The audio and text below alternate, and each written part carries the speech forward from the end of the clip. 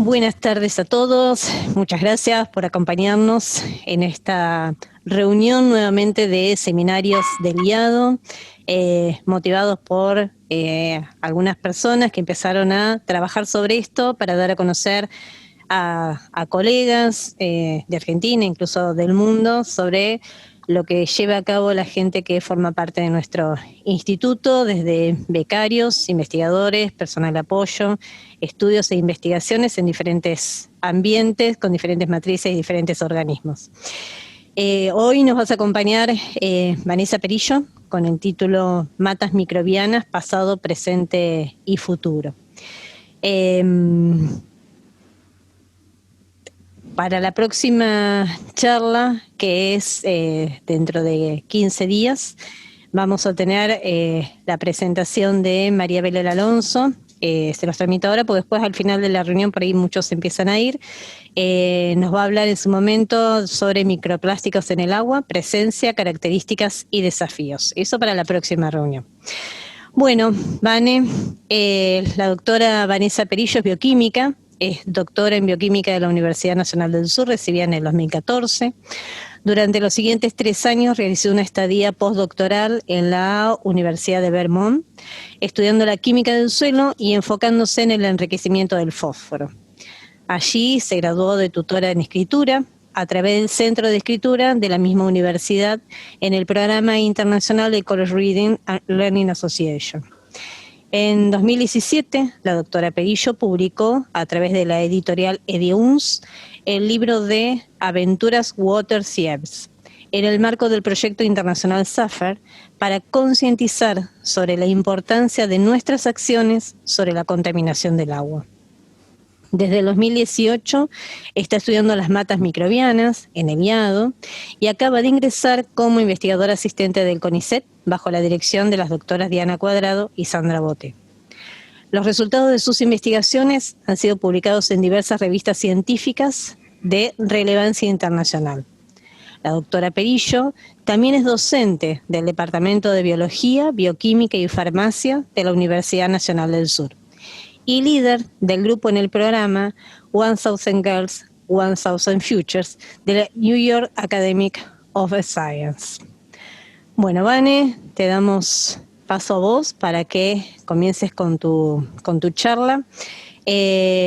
Inicialmente voy a silenciar a todos y después le voy a pedir a Vane que se desilencie.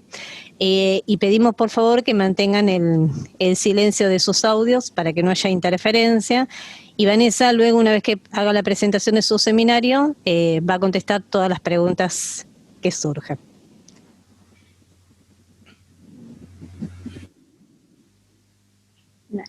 ¿Me escuchan? Bien. Gracias, Sandra, y a todos por venir, por tomarse este ratito de su tarde. Y yo les voy a hablar de lo que son las matas microbianas y cómo influenciaron el pasado, están influenciando nuestro presente y cómo podrían jugar un rol importante en lo que es nuestro futuro.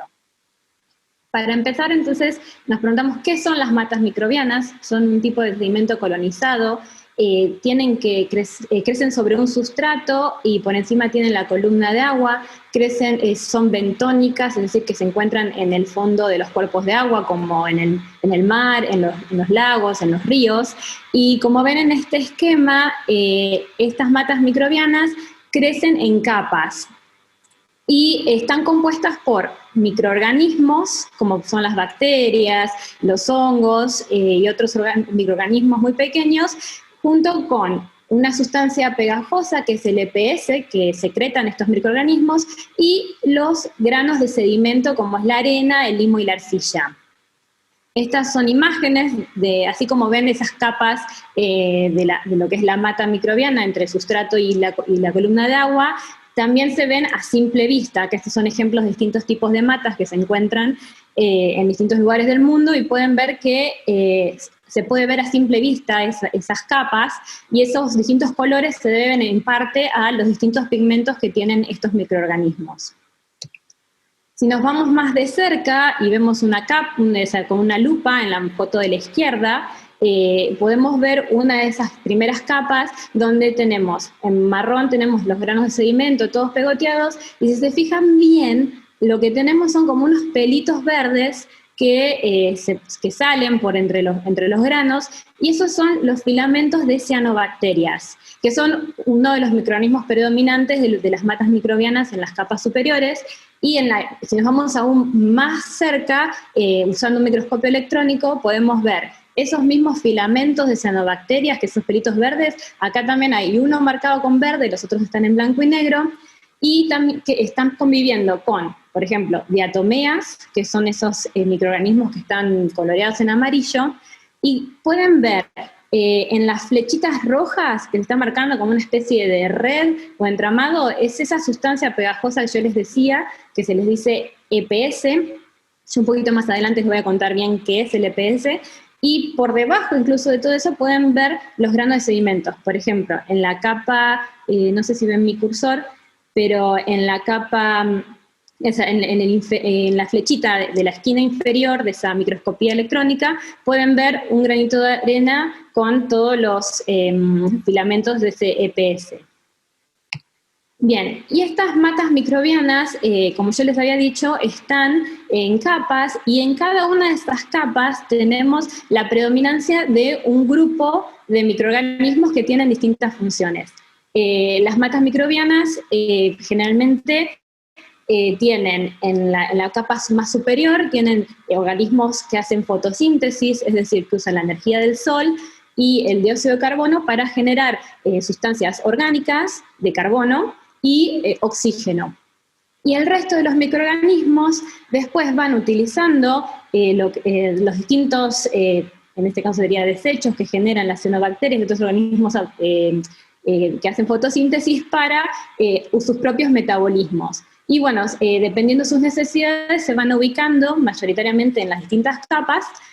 Y lo que les quería mostrar es, en este esquema que es bastante complejo, que en cierta manera la capacidad que tienen estos microorganismos de ir usando los desechos de uno para su propia utilidad, les da una capacidad de ser un ecosistema autosuficiente. Y tenemos muchas relaciones de simbiosis y de neutralismo, por ejemplo. Y un detalle importante es que dentro de las matas microbianas, uno de los microorganismos que son importantes después para la conservación de estas matas microbianas en lo que es el registro fósil son los reductores de sulfato, que ayudan a la litificación de estas matas. Pero ¿cómo se forman estas matas? Primero tienen que llegar las bacterias y poder adherirse a una superficie, por eso yo les comentaba de que están sobre un sustrato sólido. Llegan las bacterias, principalmente para lo que es las matas microbianas, llegan las cianobacterias, y después comienzan a crecer, generan el EPS, y se pueden ir agregando otro tipo de microorganismos. Pero ahora sí, ¿qué es el EPS específicamente? Son las sustancias poliméricas extracelulares. Son estas sustancias que, como les decía yo, los microorganismos van secretando para su propia utilidad. Y está predominantemente formado por lo que son polisacáridos, que son este dibujo del medio, este esquema donde hay muchos oxígenos e hidrógenos. Es un esquema de un polisacárido que les sirve, por ejemplo, de fuente de carbono. Y después tenemos también ADN y proteínas. También tenemos lípidos y otras sustancias, pero estos son los ingredientes principales. Y se llaman sustancias poliméricas extracelulares porque justamente tanto los polisacáridos como el ADN como las proteínas y como ciertas proteínas son polímeros, es decir, que tienen muchas unidades repetidas. Una cosa que antes se conocía como EPS, se pensaba que el EPS estaba predominantemente hecho por polisacáridos. Entonces, antes ese nombre de EPS se llamaba exopolisacáridos. Pero al darse cuenta que había otras sustancias adentro, le cambiaron el nombre por sustancias poliméricas extracelulares. ¿Y qué hace ese EPS? Como les dije que era algo medio pegajoso, tiene esa pegajosidad, si quisiéramos llamarlo, viene porque tiene muchas cargas iónicas. Y esas cargas generan que este EPS pueda atrapar tanto como nutrientes, por eso tiene una función de trampa de nutrientes, como por ejemplo lo que son los metales pesados o otros iones, tienen esa capacidad de agregación y de adhesión, y también, por ejemplo, al tener ADN, otra función que tiene el EPS es permitir el intercambio genético, permitiendo que otros microorganismos adquieran habilidades que no tenían antes. También es muy higroscópico, es decir, que tiene protección los protege contra la sequía porque absorbe mucho el agua, y también les sirve de comida a los microorganismos. Esos microorganismos que no eran fotótrofos, es decir, que no hacen fotosíntesis, utilizan esa fuente de carbono, de esa materia orgánica que se genera, para poder comer. Y en esta presentación, más que nada, nos vamos a concentrar en estas 4 funciones que tiene el EPS, que es por un lado la protección contra la sequía, donde se absorbe agua, tiene la capacidad de agregar y de adherir, y la trampa de nutrientes. Bien, una vez que tenemos ese EPS y se forma una biopelícula, empieza a crecer. Bien, entonces tendríamos lo que es una biopelícula.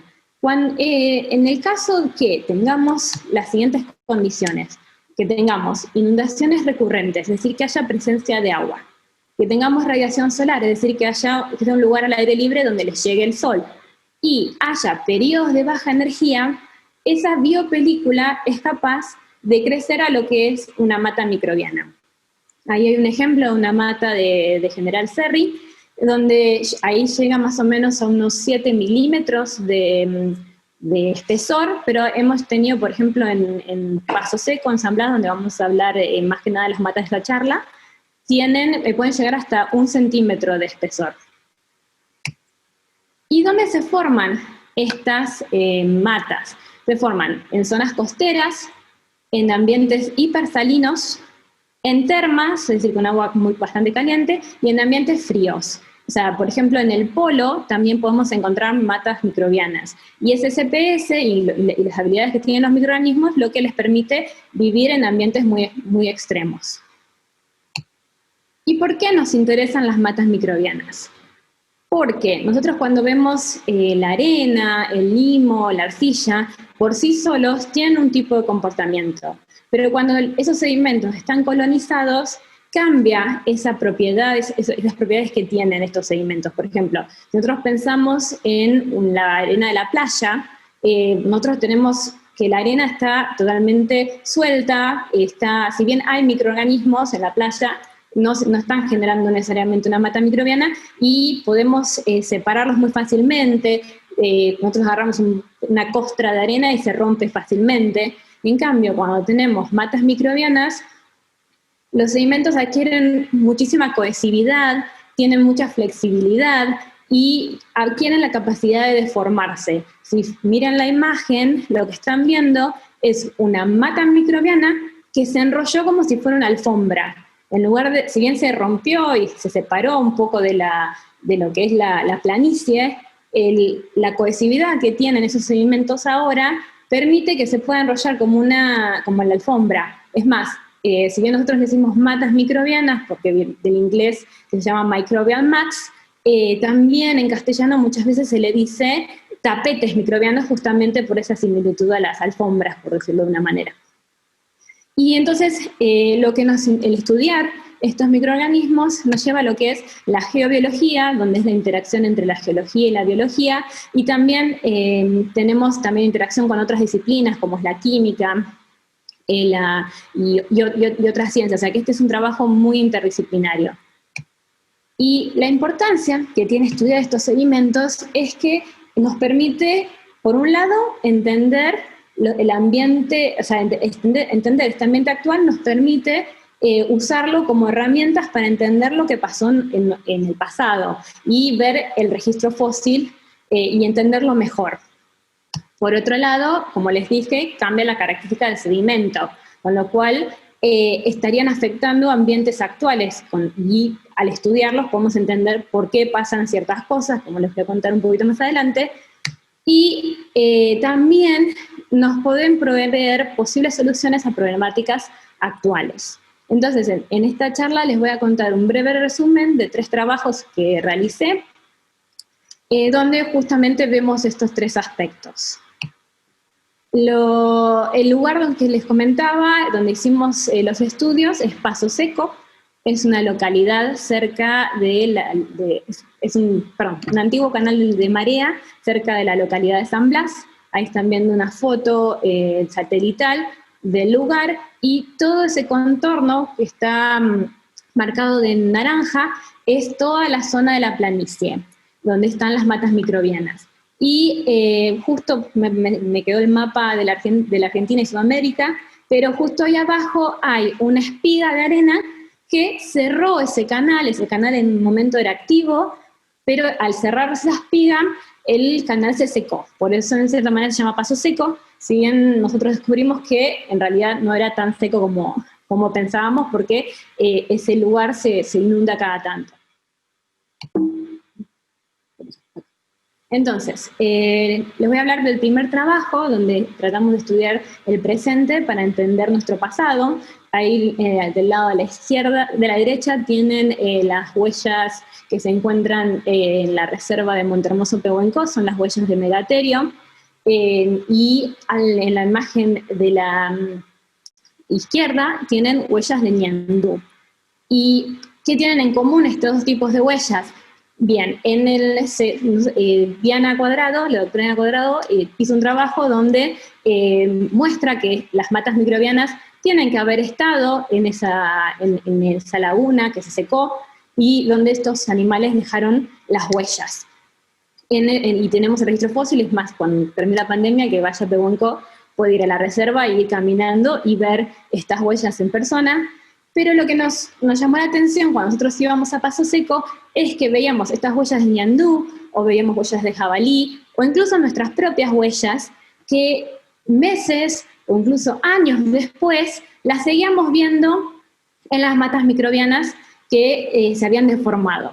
Entonces hicimos este trabajo donde queríamos ver cómo las matas microbianas respondían frente a la disrupción física, y queríamos comparar situaciones de invierno y de verano, como para entender mejor cómo había sido, cómo puede ser el ambiente para que se formen las huellas y puedan quedar preservadas en las matas.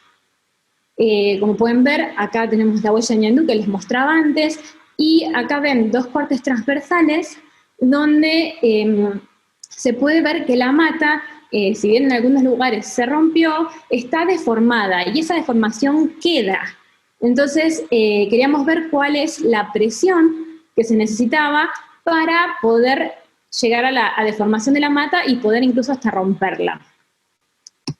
Entonces, lo que hicimos fue un análisis textural. Usamos un instrumento, yo les decía que esto es algo que es muy interdisciplinario. Este analizador de textura es en realidad un instrumento que se usa para la ciencia de lo que es la comida, para analizar alimentos, y lo pudimos usar gracias a unos investigadores de La Plata para ver qué es lo que pasaba con las matas microbianas. Acá no sé si sale el video, pero ahí tenemos la sonda que está metiéndose dentro de lo que es la mata, y usamos unas sondas para ver la compresión, como la penetración y la incisión, como en el caso de que un animal tuviera garras, o fuera una presión, como si fuera una pisada, el canto del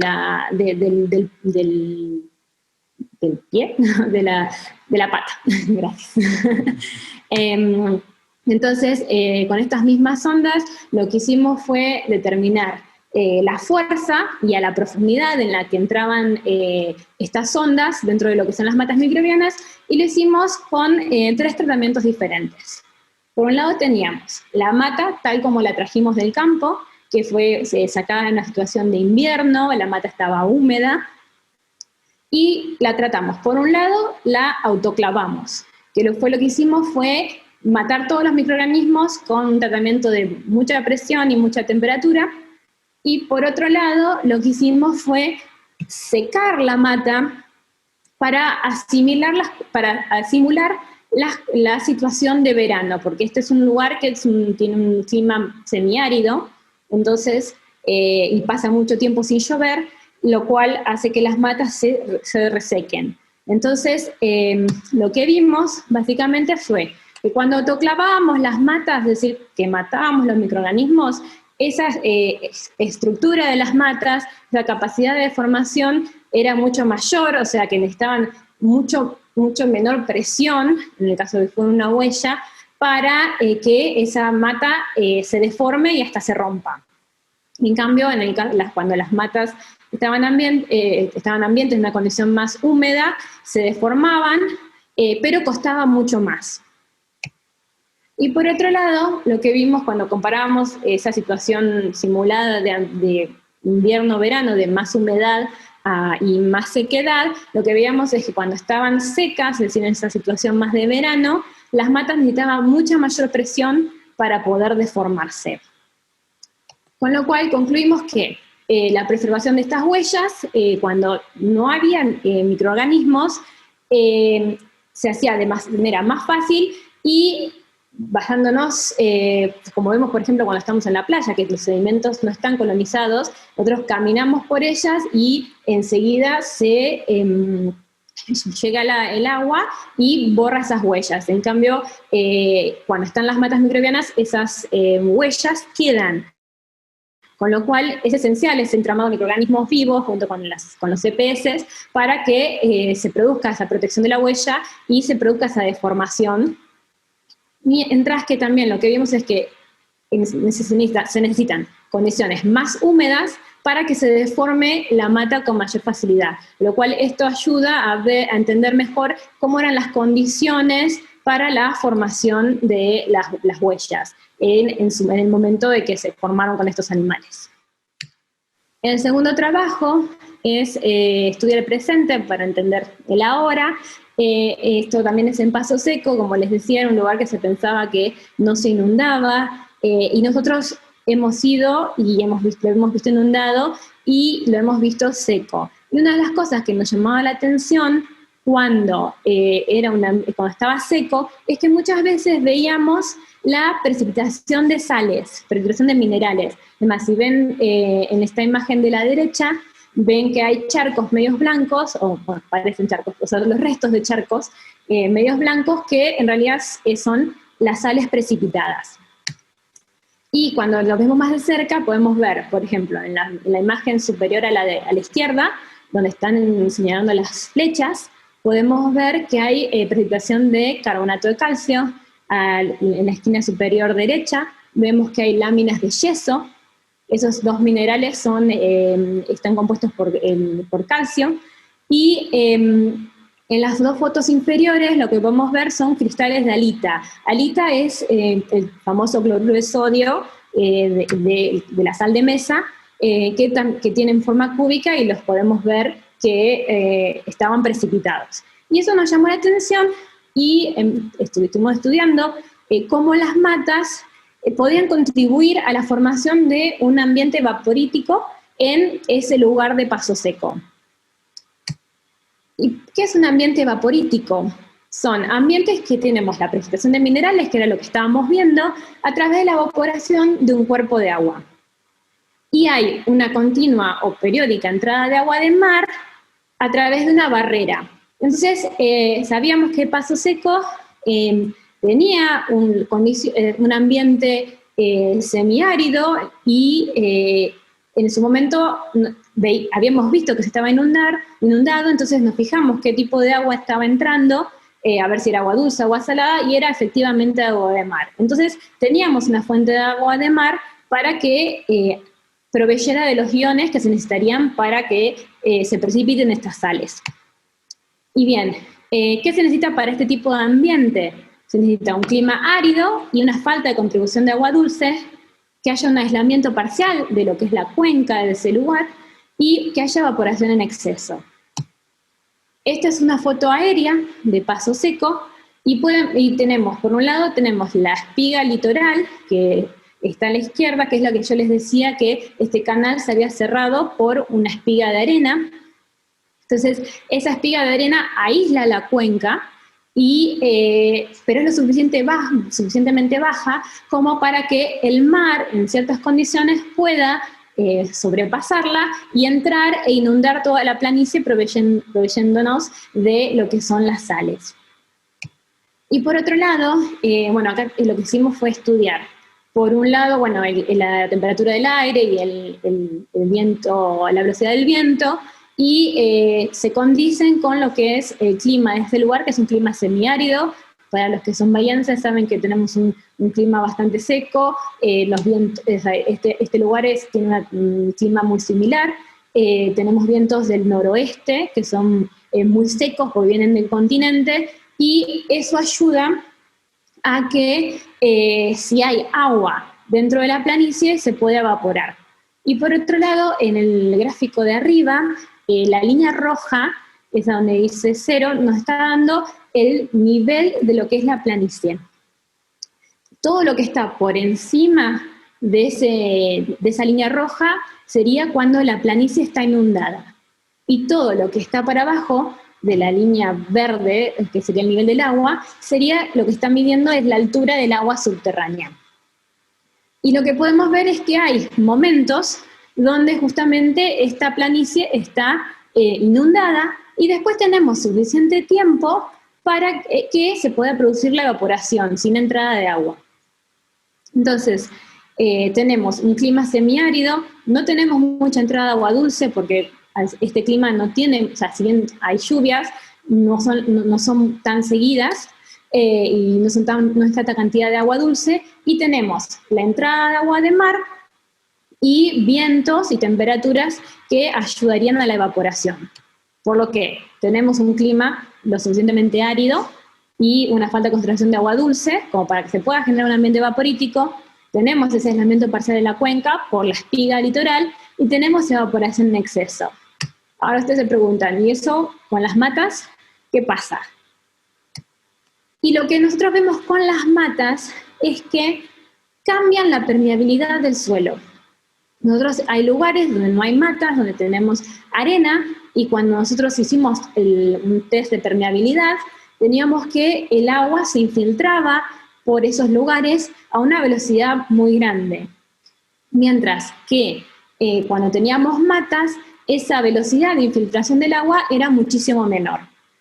Nos llevamos algunas matas al laboratorio, volvimos a repetir este experimento, y la diferencia es que lo que hacíamos era, pelábamos la parte orgánica, o sea, la parte de las matas, y nos quedábamos con el sedimento inferior, y veíamos lo mismo. Cuando estaban las matas, esa velocidad de infiltración del agua era muchísimo menor. Entonces, queda, como se ve en la figura de la izquierda superior, que quedan charcos de agua. Entonces, si no estuvieran estas matas, no podía retenerse el agua el tiempo suficiente para que se produzca la evaporación. Entonces, lo que pudimos determinar es que el paso seco es un ambiente vaporítico, más que nada gracias a las matas, porque son las que permiten que quede el agua por el tiempo suficiente para que se produzca la evaporación. Y el último trabajo que les quería presentar es el que yo voy a trabajar más que nada a futuro, que es estudiar el presente para mejorar nuestro futuro y cómo podemos usar las matas microbianas para justamente mejorar. Entonces hicimos ahora un trabajo que se ha publicado este año sobre la eficiencia que tenían estas matas para absorber fósforo, que es un nutriente, a corto plazo. ¿Por qué queremos estudiar la absorción que tienen estas matas del fósforo, por ejemplo? Porque hay mucho fósforo que llega a tanto cuerpos de agua dulce, como pueden ser el dique Paso Piedras, como a el mar. Y ese exceso de nutrientes tiene consecuencias muy graves.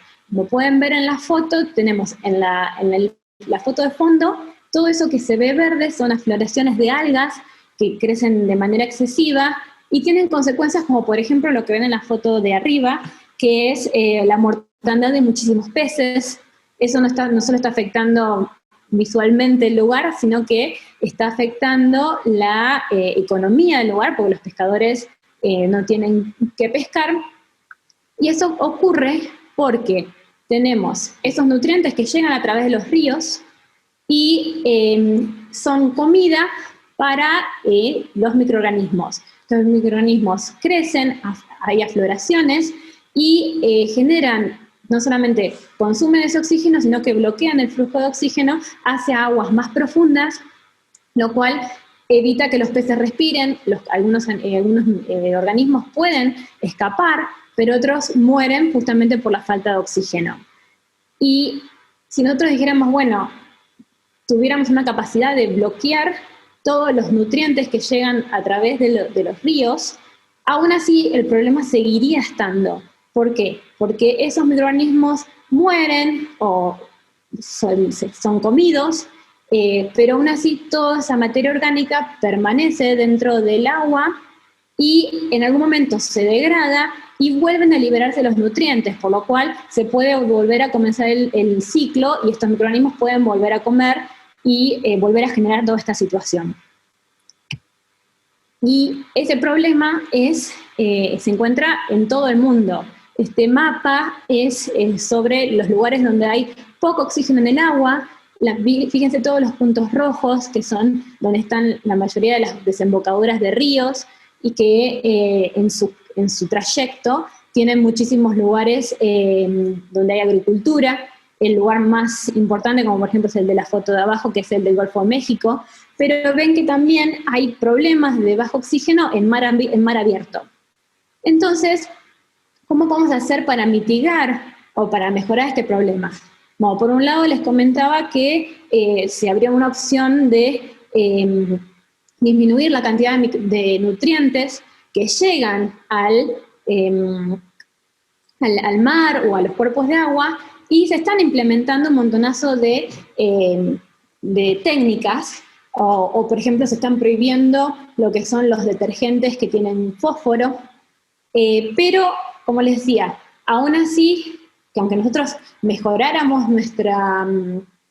la cantidad de fósforo o de otros nutrientes que estamos metiendo dentro de los ríos, aún así todos estos nutrientes están en el ambiente naturalmente, o sea que es imposible frenar que lleguen estos nutrientes. Sin embargo, podemos reducirlo. Pero por otro lado, como les decía, que hay un ciclo, que ese fósforo que ya entró al agua se va a mantener dentro del agua y se va a volver a usar. Por lo tanto, lo que necesitamos es biorremediar estas zonas que se llaman zonas muertas.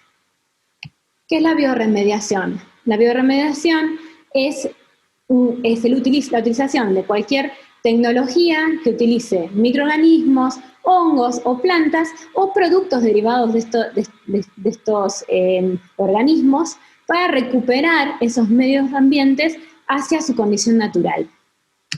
Entonces, lo que nosotros quisimos hacer es empezar a estudiar estas matas como posibles filtros para limpiar el agua, en este caso agua de mar.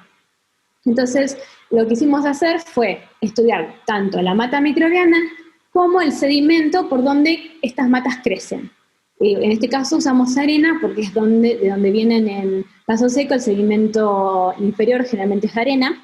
Entonces lo que hicimos fue estudios de absorción de fósforo, particularmente nos enfocamos en el fósforo, para ver cuánto absorbe la mata microbiana por sí misma, cuánto absorben en combinación, o sea, la mata y el sedimento, y cuánto absorbe particularmente el sedimento. Hicimos una curva de absorción y eso nos permitió, nosotros le poníamos agua con concentraciones crecientes de este nutriente y después las poníamos con las distintas condiciones y a las 48 horas volvíamos a medir cómo estaba el agua, cuánto fósforo había quedado dentro del agua.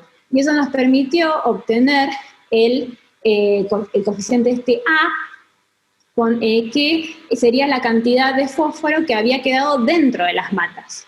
Y mientras más grande nos daba el número que acompaña las X en estas ecuaciones que ustedes ven, más fósforo habían absorbido estas condiciones. Como pueden ver, la línea roja, la línea celeste, son las matas solas, y si ven el número, es el número que por sí solo no significa mucho, pero cuando lo comparamos entre las distintas condiciones, pueden ver que es un número muchísimo mayor, es decir, que absorbió más cantidad. Después le seguían las líneas azul y violeta, que son las matas con el sedimento, y por último, el sedimento solo tenía valores muchísimo más bajos. Fíjense, tenemos 458, por ejemplo, versus 79. Hay una diferencia bastante importante. Con lo cual, podríamos decir que las matas microbianas en sí tienen una eficiencia de remoción de fósforo muchísimo más alta que el sedimento. O sea que a la hora de armar un filtro, la mata microbiana es mucho más útil que un sedimento inerte. Después, lo que quisimos ver es, dentro de la mata microbiana, qué es lo que está absorbiendo el fósforo en mayor cantidad, porque a la hora de hacer el filtro tenemos que entender cómo funciona cada uno de esos componentes. Entonces tenemos, por un lado, los componentes vivos, que eran los microorganismos, y por otro lado, los componentes no vivos, como la arcilla o la materia orgánica del EPS. Entonces lo que hicimos fue, nuevamente, lo que hicimos fue autoclavar las matas. Entonces eso mató a los microorganismos, y por otro lado teníamos las matas intactas, como las trajimos de paso seco. Y acá les muestro una figura de clorofila, que es una manera rápida de ver la biomasa, es decir, los microorganismos que hay que tienen clorofila dentro de las matas, que como son los predominantes, es una forma rápida de verlo. Entonces, lo que pueden ver acá es que cuando hicimos el experimento, comparamos día 0 con día 14, y en las matas autoclavadas, que son las violetas, tenemos muchísimo menos clorofila porque el tratamiento funcionó. Entonces, para el gráfico más importante de esto, nosotros lo que hicimos, le agregamos agua con mucho fósforo, y después medimos nuevamente cuánto quedó en el agua el fósforo después de 14 días y después de 21 días. Y lo que vimos es, con las matas ambientes, es decir, las matas que tienen los microorganismos vivos y tienen también todos los componentes no vivos, había una absorción del 100% de este fósforo. Mientras que cuando nosotros no teníamos los microorganismos vivos, esa eficiencia disminuyó entre un 10 y un 25%. Es decir, que dentro de los componentes vivos y los componentes no vivos, la eficiencia de remoción en realidad era mucho más alta en el caso de lo que es la materia orgánica y los sedimentos que que las bacterias en sí mismas. Pero que a la hora de armar un filtro, obviamente, vamos a usar la mata microbiana entera, porque justamente toda la materia orgánica, o gran parte de esa materia orgánica, proviene de esos componentes vivos, y aún así estos componentes vivos también están ayudando a lo que es la absorción. Y lo que vamos a hacer a futuro es seguir estudiando estas matas microbianas para ver cómo funcionan a largo plazo, a ver si este fósforo que han logrado retener lo pueden seguir reteniendo a largo plazo, y también qué podemos hacer cuando tenemos esa mata con fósforo, si se puede utilizar para otra cosa. Y bueno, esta fue una breve presentación de todo lo que hacen las matas, no todo lo que hacen las matas microbianas, pero de gran parte de lo que hacen las matas microbianas, y cómo pueden haber estado influenciado nuestro pasado, cómo pueden influenciar el ahora y el futuro, y especialmente ver cómo podemos usarlas para proteger nuestro futuro, porque, como les decía yo, que son capaces de atrapar nutrientes, esas cargas iónicas que tiene el EPS no solo pueden atrapar lo que son nutrientes, sino que también pueden atrapar metales pesados, por ejemplo. Y entonces pueden así limpiar y remediar zonas que han sido contaminadas con diferentes metales, o sea que tienen muchísimos usos para poder ayudarnos a recuperar cosas que se hayan contaminado. Muchas gracias. Bueno, Vane, muchísimas gracias por la presentación, muy bueno. Así que ahora, bueno, vamos a pasar al público, si te quiere hacer alguna pregunta.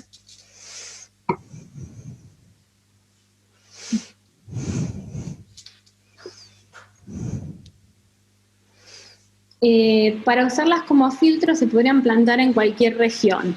Tendrían que tener por lo menos agua agua salada, porque estas matas que estamos estudiando particularmente son de agua salada. Hay algunas de agua dulce, que entonces esas servirían para lo que es agua dulce, pero mientras sea agua de mar podrían usarse en otros lugares. Sí.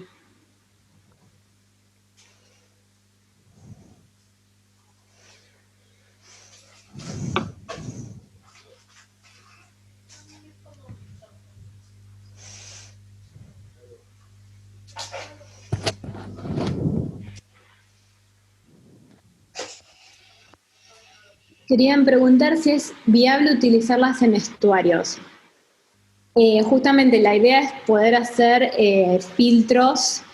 Todavía tenemos que diseñar bien cómo podrían funcionar o cómo podría ser la estructura para usar esos filtros, pero la idea sería justamente utilizarlas en estuarios, porque justamente la contaminación principal viene de todo lo que es ríos, entonces lo ideal sería usarla en esos lugares que donde están mayormente contaminados. Así que todavía es algo que estamos investigando, pero sería lo ideal, sí.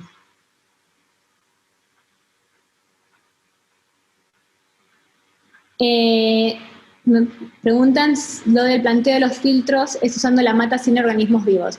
En realidad, no. La idea sería usar la mata entera como viene, porque justamente es el microorganismo que genera el EPS y genera lo que es la mata, pero nosotros queríamos ver qué era realmente lo que mejor funcionaba para hacer esa absorción de fósforo. Eso era, en cierta manera, para entender cómo funciona el sistema, para ver qué características o qué cuidados tenemos que tener para generar la mejor absorción posible. Entonces, si los microorganismos eran lo que más absorbía, a lo mejor el estudio se empezaba a ver sobre los microorganismos en sí y a lo mejor utilizar solo los microorganismos, pero al ver que hay el EPS es lo que más absorbe junto con la materia, con los sedimentos. Ahora nos conviene ver más toda la mata entera. Me surge la duda de si estos organismos con tantos nutrientes pueden generar efectos secundarios como blooms de ciano, por ejemplo. La verdad que no una buena pregunta y es algo también para estudiar, porque bueno, estos microorganismos se pueden desprender de lo que es la mata microbiana, por eso tenemos que estudiarlo a largo plazo y bueno, ver todas esas condiciones, a ver si estos microorganismos después pueden llegar a generar algo. Yo hasta ahora, las veces que hemos hecho esos experimentos, si bien las hemos dejado a veces inundadas, nunca hemos visto que haya un crecimiento por fuera de la mata, por lo menos no macroscópicamente. Así que eso es un efecto a tener en cuenta, pero no lo he visto por el momento todavía. De implantar estos filtros, ¿dónde se colocarían? Es otra pregunta que hacen. Eso es algo todavía que no lo tenemos todavía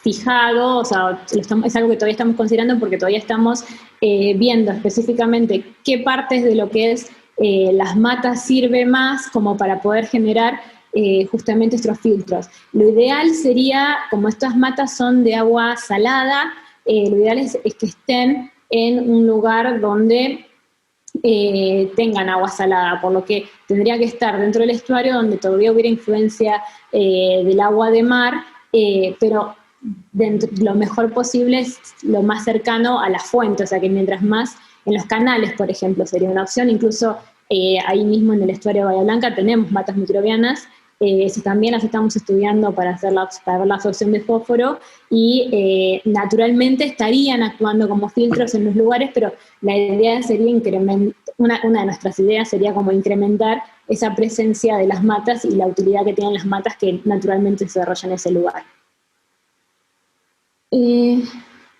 Saben que el nivel de absorción de las matas depende de las especies de microorganismos que se encuentran en ellas.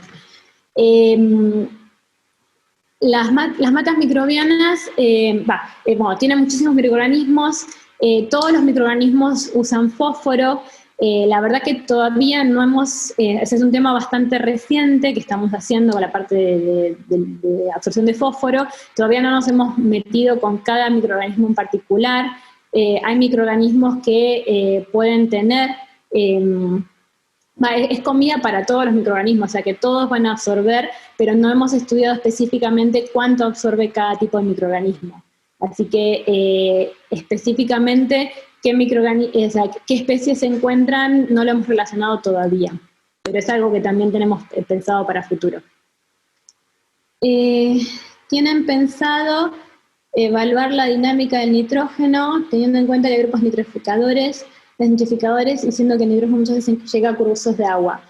La verdad que todavía no, yo me especializo más que nada en fósforo, pero es un tema que a futuro también tengo interés de participar y de estudiar, pero es como que empezamos primero con el fósforo, a ver cómo funciona y después le vamos a ir agregando otros nutrientes. Igual también estamos haciendo algunos estudios con metales pesados, Anita y Sandra y Noé.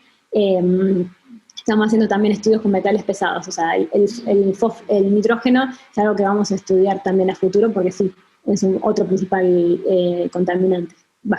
Sí, por las cantidades en las que llega. ¿Tienen la noción de haber visto algas toxigénicas dentro de alguna comunidad de las matas?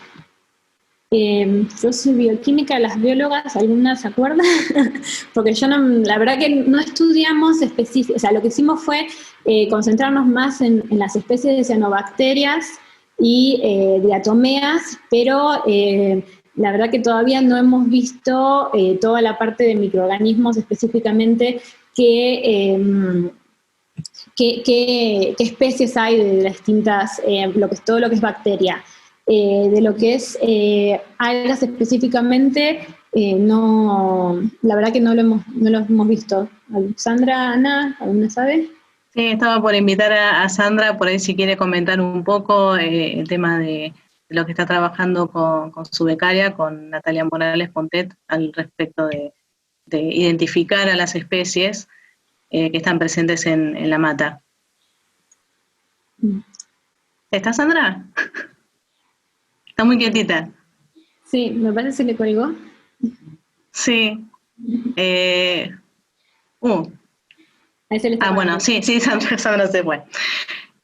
Bueno, ahora cuando entre puede comentar un poco que bueno, tanto Vane como yo... Ahí volvió Sandra, si querés preguntarle de vuelta. No, digo perdón, se me había cortado Zoom. Sí. Sí, justo, Sandra, decíamos de invitarte a que comentes un poco con el trabajo que están haciendo. Bueno, estamos dentro de un grupo multidisciplinario y Sandra tiene una becaria que está viendo un poco más la parte de algas, de identificarlas. Bueno, anda Natalia por ahí presente, así que ella también, que ha hecho un poco más de toda la visión a través de microscopía, nos puede hacer alguna presentación si te animás, Nati. Pero sí, la idea es que estamos trabajando con Natalia y con Carolina para ver justamente cuál es la composición biológica por ahora de el microfitobentos, sin todavía analizar bien las especies, es decir, más un análisis de tipo cuantitativo y cualitativo a nivel de familias, si se puede llevar en algún caso hasta a nivel de género, pero no más allá de eso porque no hay muchos estudios, incluso acá en nuestro país, para que nos ayude a hacer la identificación de los componentes. De la misma manera del microfitobentos nos pasa lo mismo con la flora bacteriana. La cantidad de bacterias que forman estas matas microbianas son sumamente abundantes. Y para eso tenemos que tratar de trabajar a nivel genómico, que hay algunos grupos en Argentina que ya lo están haciendo, no con matas microbianas ni con bacterias a nivel salino, pero sí en otros ambientes del interior del continente. Eso también estamos planteando con un chico que presentamos a beca para el año que viene, de hacer un análisis más justamente de tipo genómico. Así que por ahora, más que una identificación global de los componentes de estas matas microbianas, no se llegó. Nati, si querés, no sé si estás atrás del micrófono en silencio, si querés agregar algo de lo que vos estuviste viendo.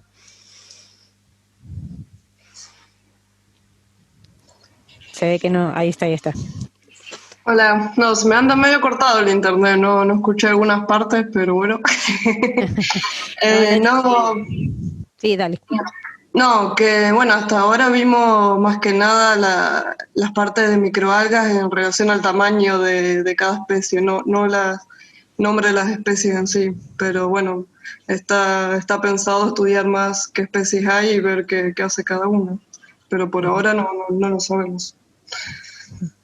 Sí, hay grupos a nivel internacional que, al revés de lo que estamos haciendo nosotros o cómo hemos encarado el estudio, que ha sido a través del estudio del consorcio de esta mata microbiana, lo que han hecho algunos grupos es separar algún componente biológico y estudiarlo en forma aislada. Ese mismo componente, principalmente a nivel bacteriano, es el que después llevan a formar una comunidad grande y lo implantan en un ambiente, en muchos lugares, por ejemplo, de plantas de tratamientos de líquidos cloacales para la retención de contaminantes. Pero eso es hecho al revés, digamos, ¿sí? Es aislar una especie bacteriana, la cultivan, ¿sí? Y después lo implantan dentro de una planta de tratamiento para poder retener algunos metales que pueden ser reutilizados. Nosotros, cuando empezamos con todos estos estudios, la visión fue al revés, es trabajar todo esto en su conjunto, porque como explicó bien Vane, ¿sí? La relación entre los microorganismos es muy fuerte y tenemos diferentes tipos de interacción. Y eso es lo que ayuda a que tenga un efecto mayor sobre el ambiente. Bien, y después hay una pregunta de información sobre la velocidad de crecimiento de las matas y en caso de implementarlas, ¿cuánto les llevaría a aumentar su superficie? Y bueno, eso es algo que también estamos esperando estudiar ahora cuando nos permitan volver al laboratorio. Es otra de las cosas que queremos estudiar de cuánto tardan en recuperarse, por ejemplo, cuando las volvemos a traer del campo y empezar a ver cómo se propagan y cuánto tiempo tardan. Así que es también otro de los experimentos que tenemos planteado. Bien, No le quiero complicar a Diana, pero capaz que nos podría comentar un poquito del trabajo de Jerónimo Pan, que hizo sobre recolonización en el ambiente natural. No sé si recordás eso. Repetime un poquito la pregunta porque estaba escuchando lo de Vanessa.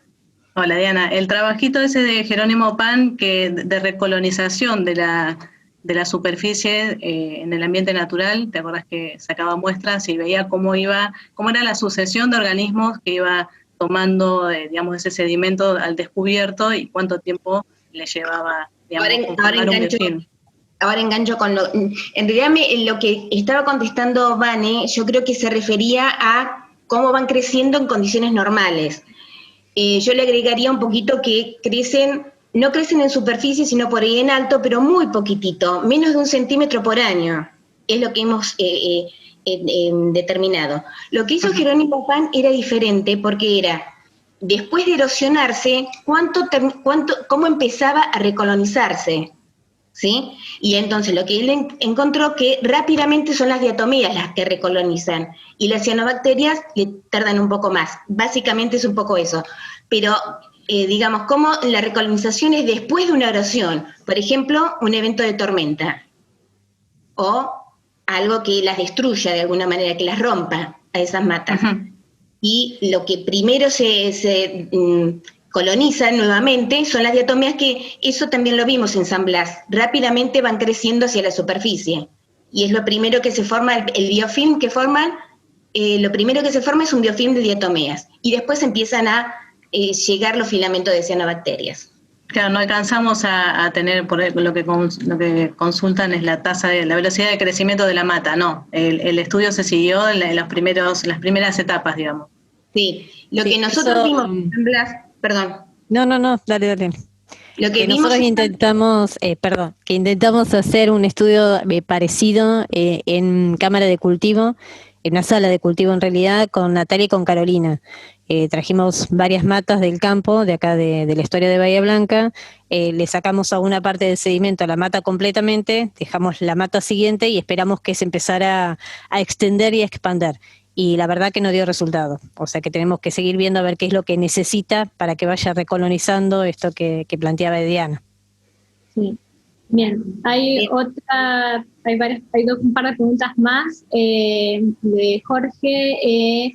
sobre que estos sedimentos cercanos a San Blas contienen abundante titanomagnetita, si influye en algo el tipo de arena.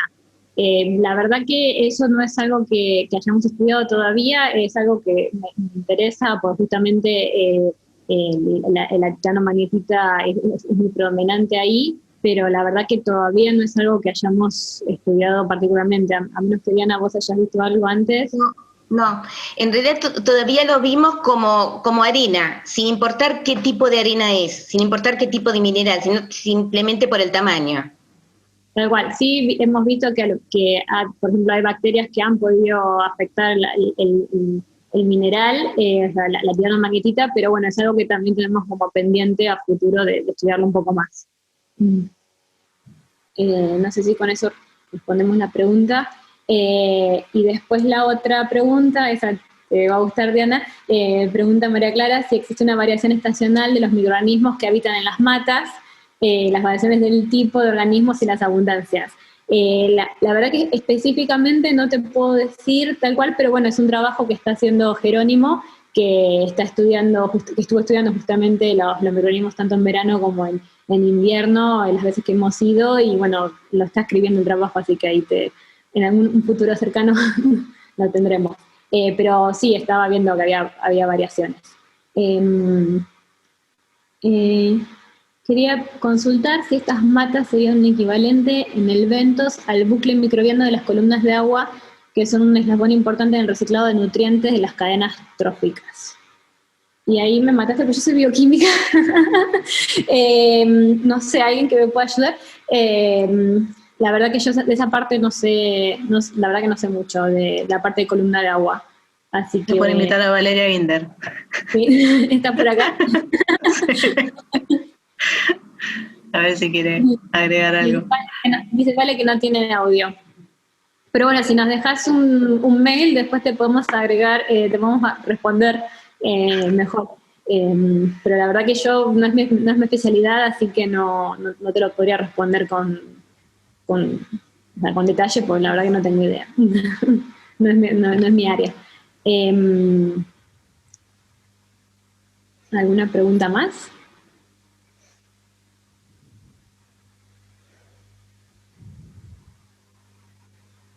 Parece que no.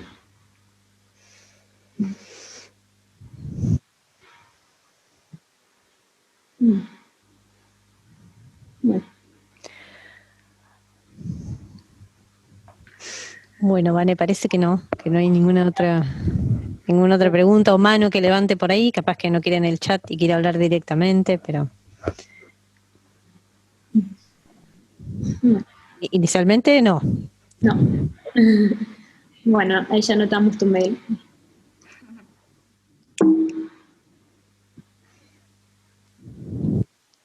Bueno. Muchas felicitaciones.